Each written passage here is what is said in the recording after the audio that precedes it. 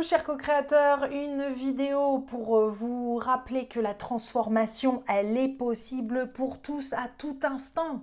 Il n'y a pas de limite, il n'y a pas de personnes qui sont sur une liste particulière, c'est pas moi, lui ou une personne sur trois, c'est possible à tout moment. Et qu'est-ce que j'entends par transformation? J'entends changement radical de façon d'opérer dans un domaine et dans tous les domaines de sa vie. Parce que ça, c'est possible.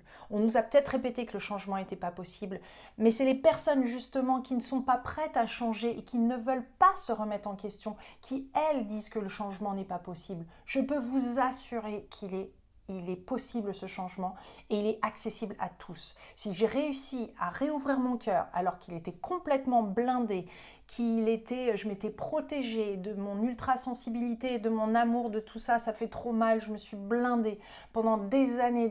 Et si c'est réouvert, c'est vraiment parce que c'est possible pour tous et parce que c'est accessible. Mais c'est une volonté, c'est une envie qui vient de l'intérieur de souhaiter le réouvrir.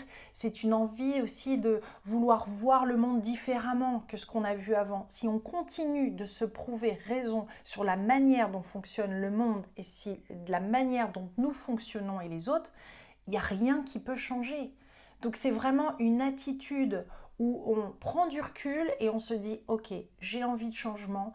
Qu'est-ce qui est possible à faire? Donc, c'est-à-dire qu'il commence à y avoir des possibilités qui se présentent, il commence à y avoir des espèces d'espaces un peu plus lumineux plutôt que de continuer à brasser la même chose et en plus de le répéter tout le temps. Ah ouais, ça va pas, les gens ils sont comme ci, et moi je suis comme ça, et de toute façon j'attire ça, et ça n'arrête pas. Quand est-ce que vous allez comprendre que vos pensées créent votre réalité?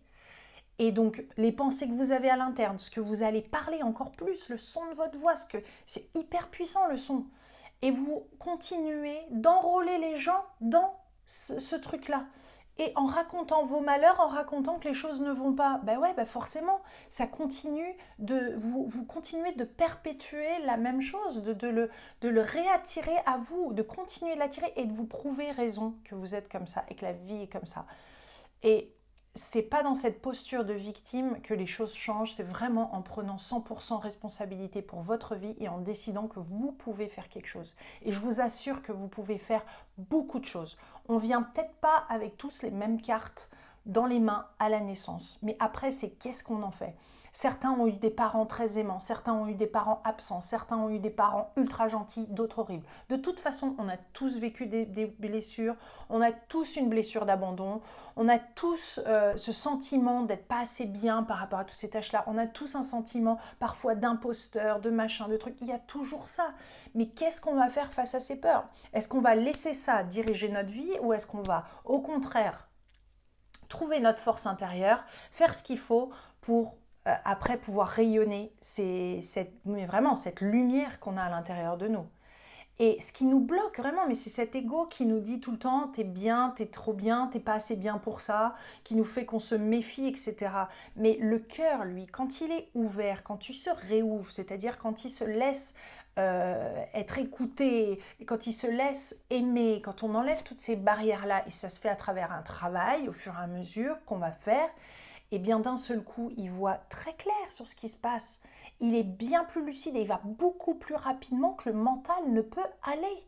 Et après, le mental, il est hyper utile lui aussi parce qu'après, à travers notre analyse, à travers notre intelligence, à travers des recherches, etc., on va pouvoir affiner ça. Mais c'est pas le truc à l'envers. C'est pas le truc qui est stratégique et qui est du mental qui va ensuite, après nous guider. Parce que là, on fait fausse route. Ça ne correspond pas à notre vibration. Ça ne correspond pas à l'être profond que nous sommes à l'intérieur de nous. Et l'être que nous sommes est divin, il est lumineux, il est brillant, il est capable de plein de choses et l'âme a envie de s'exprimer, l'âme a envie d'agir, l'âme a envie de rayonner, d'œuvrer, de partager, elle n'est pas dans toutes ces peurs, etc.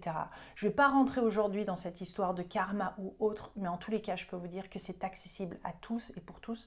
Il faut vraiment se le rappeler pour pouvoir se positionner dans l'amour, avec puissance, à chaque instant, en se respectant et en respectant les autres. Je vous embrasse très très fort et je vous dis à très bientôt, chers co-créateurs.